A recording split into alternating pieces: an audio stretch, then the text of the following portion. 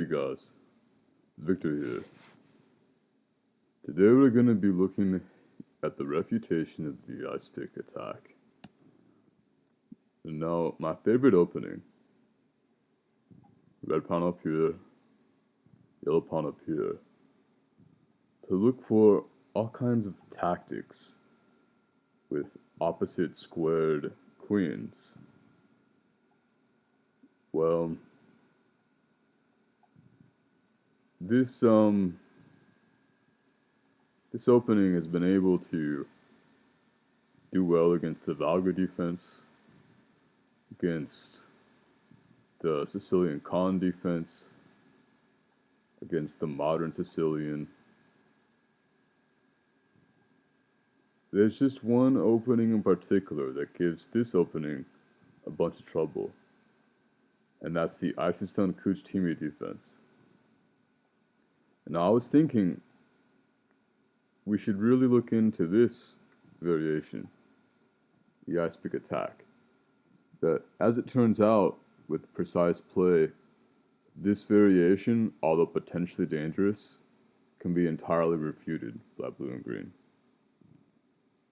So there are two continuations here. The first one, bishop takes. Well, bishop takes, this allows the queen to come out. And yeah, you can take the pawn, and the blue queen will take back, but then green queen comes up over here, followed by the blue queen coming right here. And you have this double attack going. If that's not defended, then it's going to be really, it's going to hurt. But if this is not defended, then the green queen can take here, blue queen can take over here, pinning the queen to the king, and preventing it from coming into the action against green. Blue and green have a ton of initiative in that variation. So if instead you want to block the check, preventing this idea, this is now not the best move. I showed that in another video, how red and yellow can maintain an advantage, albeit a small one with this move. The key move here is to take advantage of red's imbalance. By moving the bishop out, the queen is that much less active. This square is vulnerable. This bishop is vulnerable.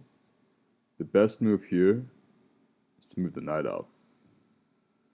Now if red thinks, oh, I'll just move the bishop back and defend. Well, first blue defends so that the queen is still available, and bishop takes can be met with rook takes. And yeah, this is queen up is good, but the key move here is knight up. Now as red, you must defend that pawn, and here blue can just capture. And this is winning for blue and green. So can't move the bishop back. This is why I said you have to go with the exchange sacrifice variation. Blue takes back. You want to take advantage of this. You have to take right now, because if not, the red queen comes out, the blue queen still comes in. That's still going to be devastating because these queens coordinate. Knight comes in for checks. I showed this in my previous video. Knight still comes in, but now the red queen is free to move up.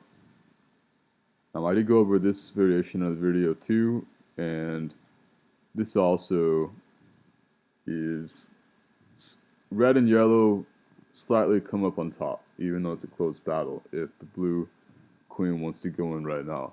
So you just take back, and here, I mean, this is, it's kind of sad when the yellow queen has to move up like this. Like, I was thinking about, okay, what if you move the pawn up to prevent mate, but then, this is, you still have this threat, Yellow Knight can't really get into play. Yellow's pretty inactive. This is the reputation of the icepick attack, because even pawn up, the Green Knight is very active. Red has to waste an extra move just to get that knight out of there because it's so deadly. And of course you can't move the pawn up because check. So red is tied up. Blue has all the time in the world to defend his vulnerable king. Yellow's tied up. This is winning for blue and green. The bishop sacrifice did nothing because the queens are either traded or they don't have enough time to get active before blue defends his home. So I hope you guys liked it. This is the refutation of the icepick attack. And I'll catch you next time. Peace out.